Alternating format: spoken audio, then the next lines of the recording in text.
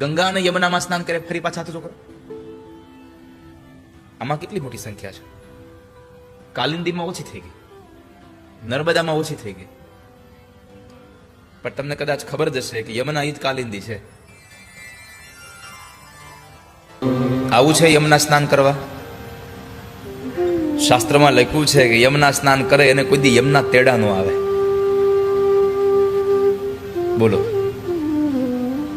યમુનાનું પાન કરે એને કોઈ દિવસ યમનું તેડું ના આવે.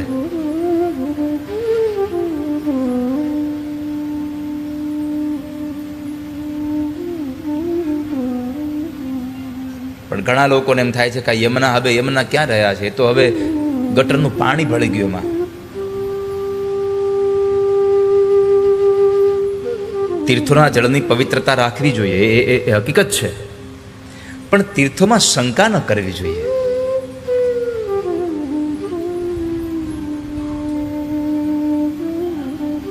મહાપ્રભુજી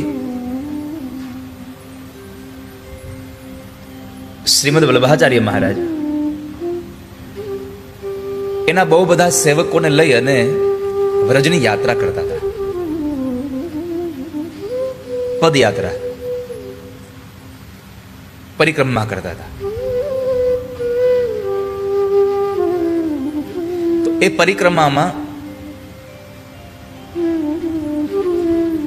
એક ખાડો આવ્યો અને ખાડામાં પાણી ભર્યું હતું. તો મહાપ્રભુજી એમાંથી જરા આચમન કરી અને જળ પોતાના ઉપર છાંટ્યું. એટલે બહુ બધા ભક્તો હતા. એમાં એક ભણેલો ગણેલો જરાક વધારે કેવા તો હોશિયાર, એમણે આચાર્ય ચરણને કહ્યું કે બાપજી તમે આ ખાડાનું પાણી પીવો છો? યમુનાનું પાણી હોય તો બરાબર છે, આ ખાડામાં થોડું યમુના છે. મહાપુરુષોને ક્રોધ ઓછો આવે, પણ જ્યારે આવે અને એ ક્રોધ જ્યારે જેની પર ઉતરે ત્યારે સમજવું આનું કલ્યાણ થવાનું છે.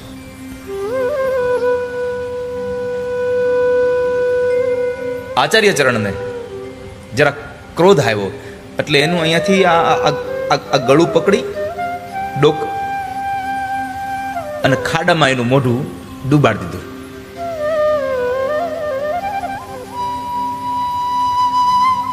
થોડી વારના સમયે મૂકી દીધું. મોઢું બહાર કાઢી અને પેલો માણસ બીજું કશું જ ન કરી શક્યો. આંખમાંથી ચોધાર અશ્રુઓની ધારા સાથે આચાર્ય ચરણના પગ પકડી અને દંડવત પ્રણામ કરતો હતો. શું કામ ખબર છે?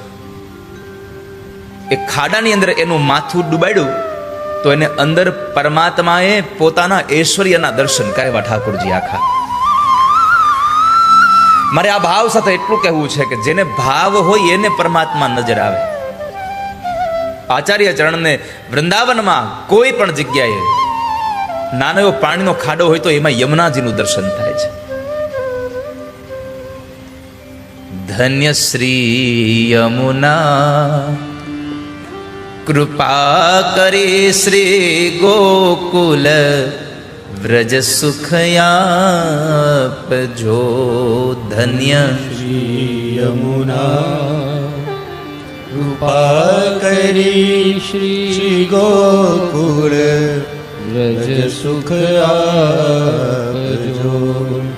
પરમાત્માને પ્રાર્થના કરી એટલે કાલિંદી સાથે ભગવાન પરણ્યા છે. ત્યાર પછી પરમાત્માના લગ્ન થયા. સત્યા, ભદ્રા, મિત્રવિંદા અને લક્ષ્મણા. આ 8 પરમાત્માની પટરાણીઓ છે. એક ભમાસુર નામના એક રાજાએ, એક અસુરે 16,100 કન્યાઓને કેદ કરેલી. પરમાત્માને પ્રાર્થના કરી તો ભગવાન એને છોડાવે. ભગવાન કહે છે જાઓ તમારા પિતાજીના ઘરે જતા રહ્યો. સ્ત્રીઓએ પ્રાર્થના કરીને કીધું પ્રભુ અપરિણિત છીએ અને અમારું એક હરણ થયું, હવે અમે મારા બાપના ઘર જઈએ, પણ અમારી હારે કોણ સારો માણસ લગ્ન કરશે? કોણ મારી હારે પરણશે? અમે તમને પ્રાર્થના કરીએ છીએ, તમે અમારો હાથ ઝાલો. ભગવાને વાસનાઓ માટે થઈ અને 16,108 લગ્ન નથી કર્યા.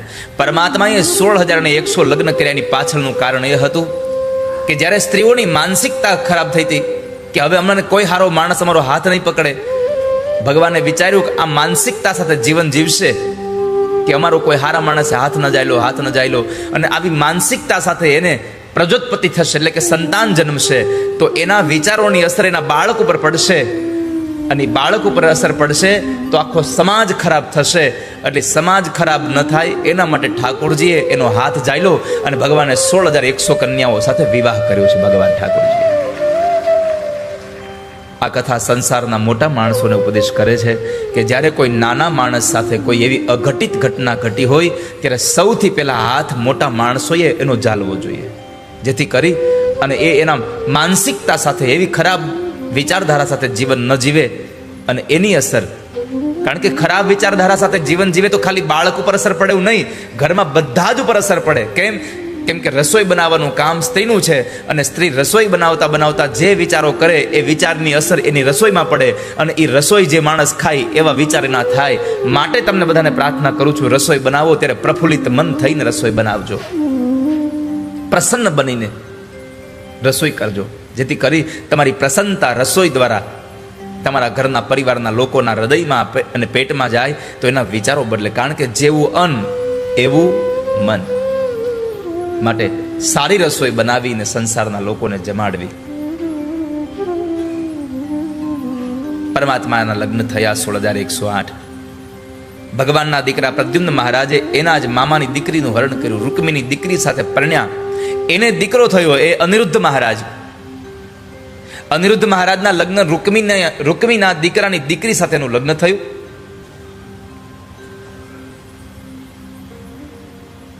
અને એ લગ્નમાં જ્યારે વિવાહ ચાલતો હતો ત્યારે ઝઘડો થાય છે, કારણ કે જુગાર રમતા હતા દાઉદાદા અને રૂકમી.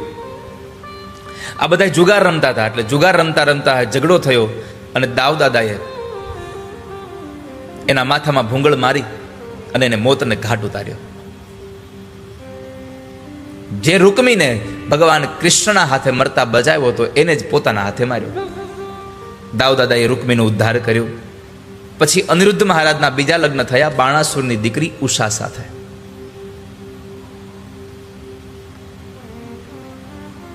શિવ અને શામળિયાના ભક્તનું અહીંયા આ યુદ્ધ છે. તો બાણાસુરની દીકરી સાથે, બાણાસુરને 1000 હાથ હતા. પરમાત્માએ 996 હાથ કાપી નાખ્યા, 4 હાથ હતા. એ બાણાસુરની દીકરી સાથે ભગવાનના લગ્ન થયા, અનિરુદ્ધ મહારાજના લગ્ન થયા. ત્યારબાદ ભગવાનના પત્ની જાંબવતીનો દીકરો સાંબ, એના લગ્ન દુર્યોધનની પુત્રી લક્ષ્મણા સાથે થયા, એનો વિવાહ કર્યો. એકવાર પાંડવોએ રાજસુ યજ્ઞ કરવાની તૈયારી કરી, બધાને આમંત્રણ પત્રિકાઓ દીધી. ભગવાન કૃષ્ણ પણ પોતાના પરિવાર સમેત પધાર્યા છે.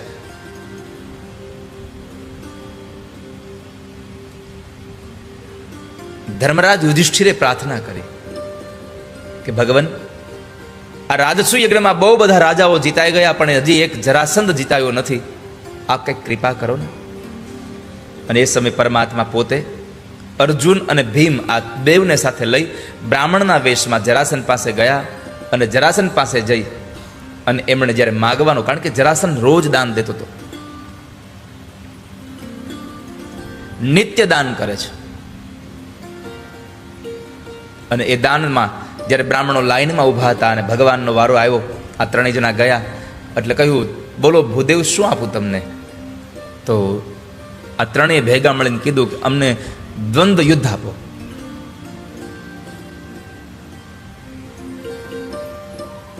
અમને દ્વંદ્વ યુદ્ધ આપી દો.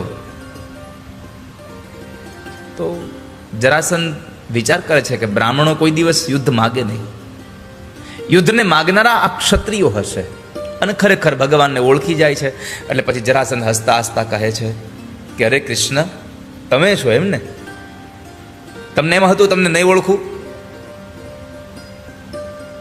તમને ઓળખી ગયા છો. આ બેવને પણ ઓળખી ગયો છું. આ બ્રાહ્મણ નથી, આ અર્જુન અને આ ભીમ છે, પાંડુ પુત્ર છે. પણ તમે બ્રાહ્મણના વેશમાં આવીને મારી પાસે યાચના કરી છે, એટલે હું તમને ખાલી હાથ નહીં જવા દઉં. હું તમને યુદ્ધ આપવા તૈયાર છું, પણ કૃષ્ણ હું તમારી હારે યુદ્ધ નહીં કરું. કેમ? કારણ કે તમે રણ મેદાનને મૂકીને ભાગી જનારા હતા, એટલે તમારી હારે યુદ્ધ કરવું એ બરાબર નથી. બીજું, અર્જુન સાથે યુદ્ધ નહીં કરું, કારણ કે એ મારાથી ઉંમરમાં બહુ નાનો છે. અને ત્રીજું, તમારે યુદ્ધ કરવું હોય તો ભીમને કયો મારી હારે યુદ્ધ કરે. ભીમનું નામ આવ્યું, ભીમ સીધું ભગવાન સામું જોવે છે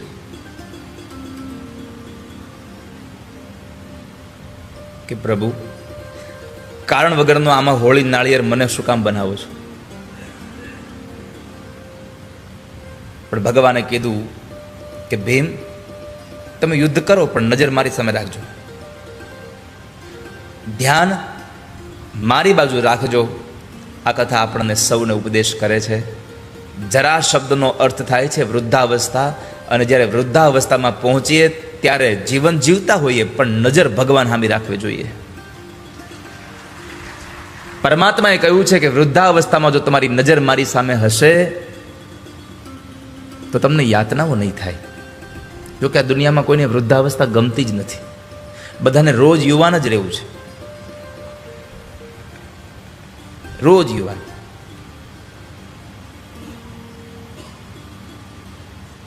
તમે ગમે તેમ કરશો ને તો વૃદ્ધાવસ્થા દેખાયા વગર નહીં રહે. માથાના વાળ તમે કાળા કરી આવો, આંખોમાં વળી નવી મણી નખાવી લ્યો,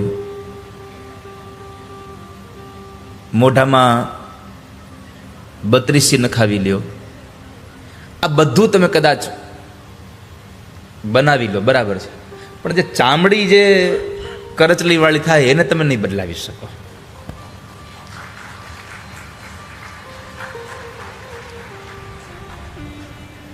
એમાં તમારું નહીં ચાલે.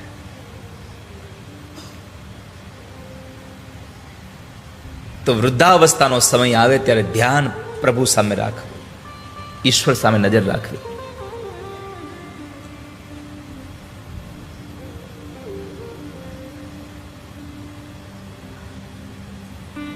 ભગવાને ભીમસેન અને જરાસનનું યુદ્ધ કરાવડાવ્યું. આ બંનેના યુદ્ધમાં ભીમસેન દ્વારા પરમાત્માના એક અનુગ્રહ માત્રથી જરાસનનો વધ થયો. જરાસનનો સોનાનો મુગુટ લઈ અને જરાસનનું રાજ્ય એના જ દીકરા સહદેવને સોંપી દઈ અને ભગવાન ફરી પાછા આવ્યા છે. આ દુનિયામાં તમે જેટલા પણ યુદ્ધો જીતો છો ને કેવલ વાલા વૈષ્ણવો યાદ રાખજો, પ્રભુની કૃપાથી જીતી રહ્યા છો, પરમાત્માની કૃપાથી. તો આજે જરાસનનો ભગવાને ઉદ્ધાર કરાવ્યો. પરમાત્મા આવે છે બે ભાઈઓને લઈને ફરી પાછા ઇન્દ્રપ્રસ્થમાં. ઇન્દ્રપ્રસ્થમાં એક સભા ભરાણી અને એ સભાની અંદર એક પ્રસ્તાવ રજૂ થયો કે આટલો મોટો યજ્ઞ કરીએ છીએ તો આ યજ્ઞમાં આપણે અગ્ર પૂજા કોની કરીશું? પેલી પૂજા કોની કરીશું આપણે? તો બહુ બધા લોકોએ ઘણા બધા દેવોના નામ આપ્યા, પણ જરાસનનો દીકરો સહદેવ ઊભો થયો અને કહ્યું કે જો મારી વાત તમને યોગ્ય લાગે તો એક મારો પ્રસ્તાવ મૂકું. આટલા મોટા યજ્ઞમાં સૌથી વધારે અગ્ર પૂજાને લાયક જો કોઈ હોય તો એ દ્વારિકાવાળા કૃષ્ણ છે. બધાને બહુ જ ગમ્યો આ પ્રસ્તાવ. બધા લોકોએ તાળીઓના નાદ સાથે એને વધાવ્યો, એનો જય જયકાર કર્યો. પણ આ દુનિયામાં નક્કી હોય છે કે જ્યારે તમારી પૂજા થવા લાગે ત્યારે ઘણાના બધાને પેટનો દુખાવો ઉપડે, એને મજા ન આવે. તમને લોકો પ્રેમ કરતા થઈ જાય એ જોઈ અને તમારા પ્રત્યે નફરત વરસાવતા લોકો પણ તૈયાર થાય. આ દુનિયાનો નિયમ છે. બધા લોકોને ભગવાન કૃષ્ણની પૂજા થાય એ ગમતું હતું, પણ એક શિશુપાલને ન ગમ્યું. અને આ સંસારમાં આપણે આપણી જાતે નક્કી કરવું કે કોઈ માણસને સમાજમાં માન, સન્માન, પ્રતિષ્ઠા, મોભો મળે અને બધા લોકો એમાં રાજી હોય ને જો આપણે એમાં રાજી ન હોઈએ તો સમજવું આપણે હજી શિશુપાલ મહિલા છીએ.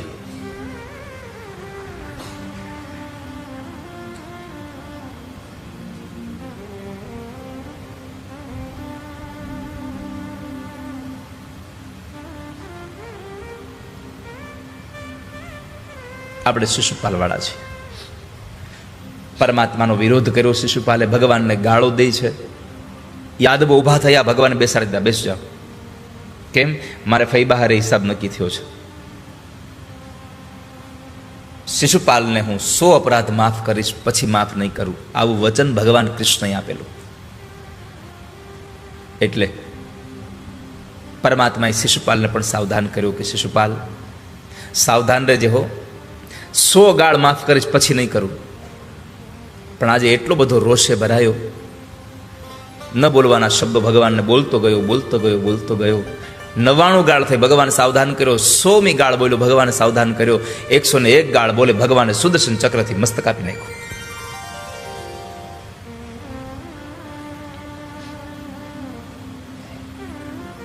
મસ્તક કપાઈ ગયું.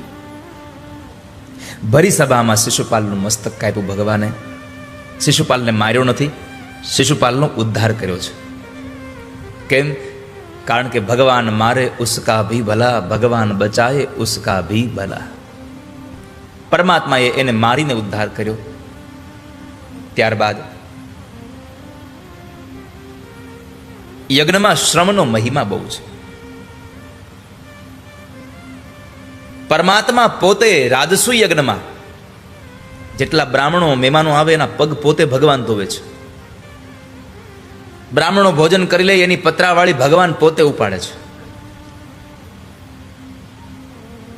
અને પછી પોતાની પત્નીઓને કહ્યું કે યજ્ઞશાળાની સફાઈ તો તમે જ કરજો.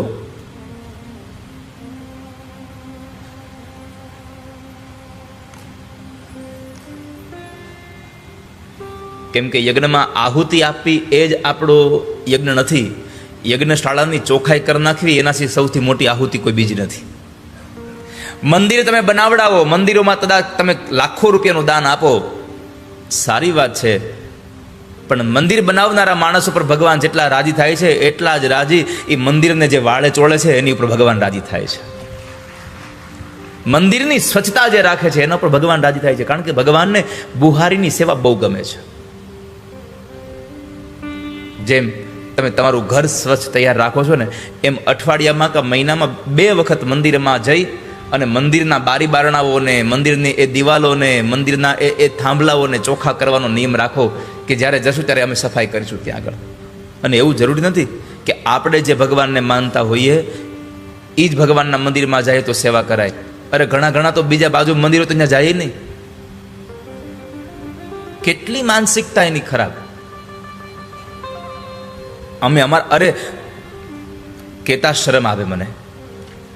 ઘણી વખત તો ઘણા સંપ્રદાયના લોકો એમ કે અમે અમારા સંપ્રદાયના લોકો વાંચે ને એ જ સાંભળીએ, બીજું ન સંભળાય અમારે. હવે આ વસ્તુ આવી ક્યાંથી એનામાં? આ કઈ એ શ્રોતાને ખબર નહોતી. આમાં વાંક એ વક્તાઓનો છે, આમાં વાંક એ સંપ્રદાયના વડાઓનો છે કે જ્યાં આવી નબળી માનસિકતા તમારા આશ્રિતોના મગજમાં નાખો છો.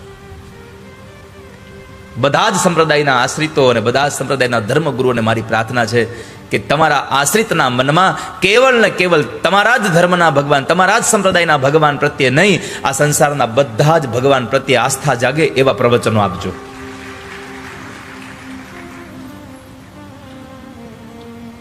અને એટલું યાદ રાખજો બધા જ કે આકાશમાંથી પાણીનું બુંદ ગમે તે જગ્યાએ પહોંચે પણ બીજા ત્રીજા સામગ્રી સાથે ભળતા ભળતા ભળતા એ અંતે પહોંચે છે ભગવાન સમુદ્ર સુધી જ.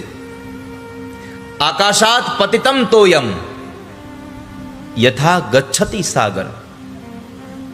આકાશમાંથી પડેલું પાણી કોઈ પણ પ્રકારનો સંગ કરી અને અંતે છેક સાગર સુધી પહોંચે છે. એમાં સંસારમાં તમે ગમે તે ભગવાનને પ્રણામ કરો, સર્વદેવ નમસ્કારમ કેશવમ પ્રતિગચ્છતિ. તમે ગમે તેને ભગવાનને પ્રણામ કરશો પણ એ અંતે પહોંચશે તો કૃષ્ણ પાસે છે. એટલા માટે મારી એટલી પ્રાર્થના છે સૌને કે તમે જે સંપ્રદાયમાં માનો છો, મને કોઈ સંપ્રદાય પ્રત્યે જરાય ધૃણા નથી, કારણ કે સંપ્રદાયો થકી તો આપણે ઉજળા છીએ. પણ જે સંપ્રદાયમાં આપણે શ્રદ્ધા ધરાવીએ છીએ અને એ સંપ્રદાયમાં ભગવાનના મંદિર આપણી નજીકમાં નથી, પણ બીજા સંપ્રદાયનું મંદિર નજીકમાં છે, તો અમારે ન જવાય, આવું નહીં. ત્યાં જઈને પણ નિત્ય પરમાત્માના દર્શન કરવા, રોજ ભગવાનના મંદિરોમાં જઈએ, પ્રભુને પ્રાર્થના કરીએ, મંદિરની ચોખ્ખાઈ રાખીએ. પણ કરુણા એ છે, ગામડાઓમાં મંદિર મોટા મોટા બનવા લાગ્યા, બહુ મોટા મોટા મંદિરો બને છે, પણ સંધ્યા ટાણે ભગવાન, ધૂપિયું, નગારું અને પૂજારી સિવાય કોઈ હોતું નથી. ખાલી મંદિરો નિર્માણ થાય એ પર્યાપ્ત નથી, મંદિરમાં જાય એવો વર્ગ પણ તૈયાર થાય એની આવશ્યકતા છે આ સંસારમાં. મંદિરોમાં જનારા લોકો તૈયાર થાય, અને એના માટે જ આ કથાઓના માંડવા બંધાય છે કે તમે મંદિરોમાં જાઓ. નિયમ રાખજો વાલા વૈષ્ણવો, ભલે તમે સંધ્યાની આરતીમાં ન પહોંચો, મંગળા આરતીમાં ન પહોંચો, રાજભોગની આરતીમાં ન પહોંચો.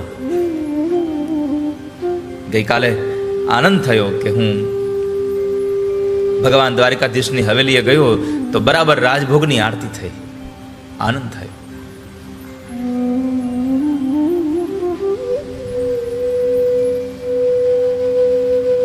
એક સમય હતો કે નગારું વગાડવા માટે માણસ વેલો વહી આવતો મંદિરમાં, અને આજે કોઈ વગાડવા વાળું નથી એટલે ઇલેક્ટ્રિક આવી ગયું અંદર.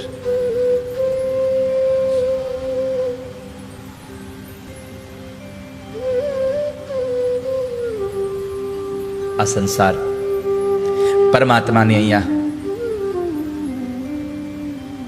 આ કથા ઉપદેશ કરે આપણને કે તમે જ્યારે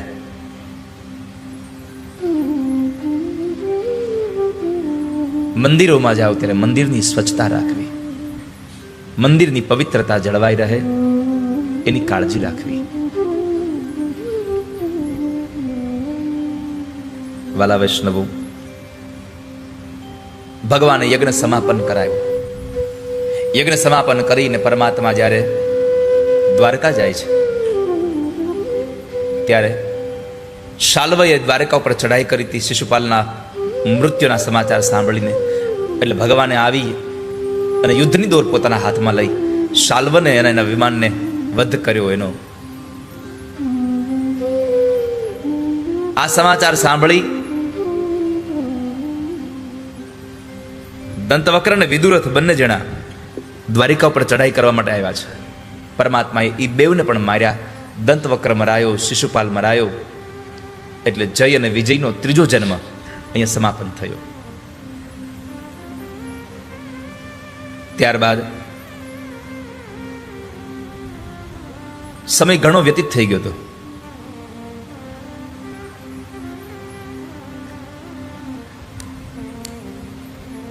પાંડવો જુગાર રમી ગયા, બધું હારી ગયા. 12 વર્ષ વનવાસમાં ગયા, 13મું વર્ષ ગુપ્તવાસ ભોગવી લીધો. ભગવાન દૂત બનીને દુર્યોધનને કહેવા ગયા, પણ દુર્યોધન માન્યો નહીં. યુદ્ધ નિર્ણય થઈ ગયો.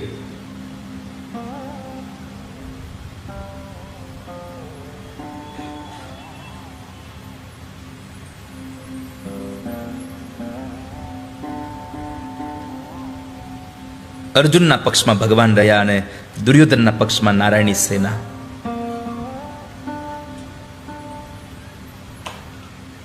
અર્જુનને ભગવાન જોતા હતા અને દુર્યોધનને સૈન્ય જોતું હતું.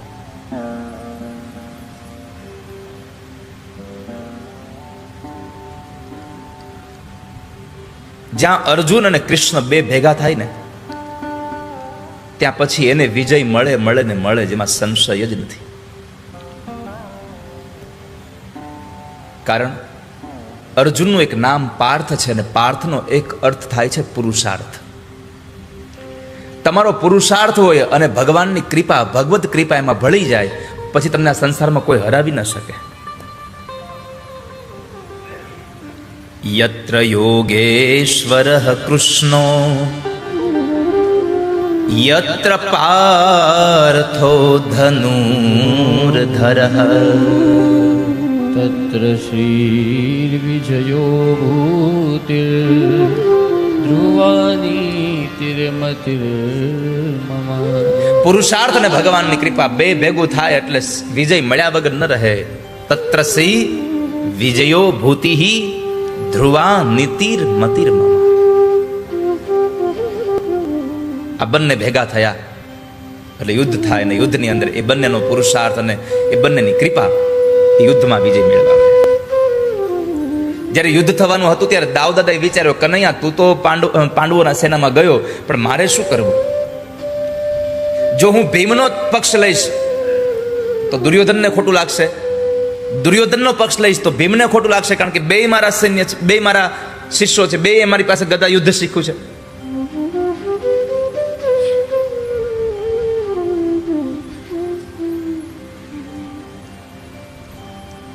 દુર્યોધન દાઉદાદા પાસે ગદાનું યુદ્ધ શીખેલો, અને એક નાતે દુર્યોધન આપણો વેવાય થાય છે. જાંબવતીનો દીકરો સાંબ એની દીકરીને પરિણ્યો હતો, એટલે એક નાતે આપણા વેવાય થાય છે. અને બીજી બાજુ આ પાંડવો આપણા ફઈના દીકરા છે. જો દુર્યોધનના પક્ષમાં જાવ તો ફૈબાને ખોટું લાગે, ને ફૈબાના પક્ષમાં રહું તો સામે વેવાઈને ખોટું લાગે. મારે કરવું શું? હું વડીલ છું, હવે શું કરવું? ભગવાને કીધું, દાદા એક વાત બતાવું, કઈક રસ્તો બતાવો કૃષ્ણ. ભગવાને કીધું, એક કામ કરો, યાત્રા એવી જાઓ, ઉપાધિ જ નહીં, હાજર હોવ તો ઉપાધિ ને. તમારે હાજર નથી રહેવું.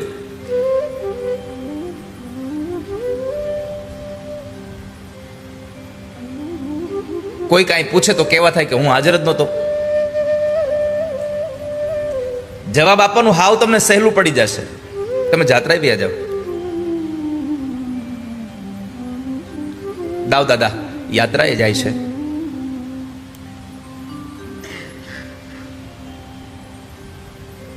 કથાનો દોર સુંદર ચાલતો હતો.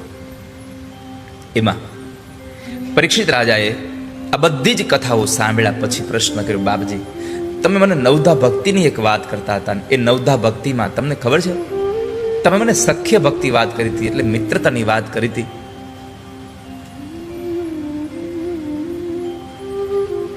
તો ભગવાનને કોઈ મિત્ર હતા?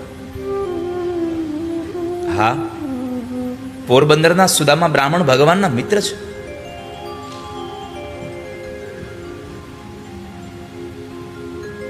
તો હું આપને પ્રાર્થના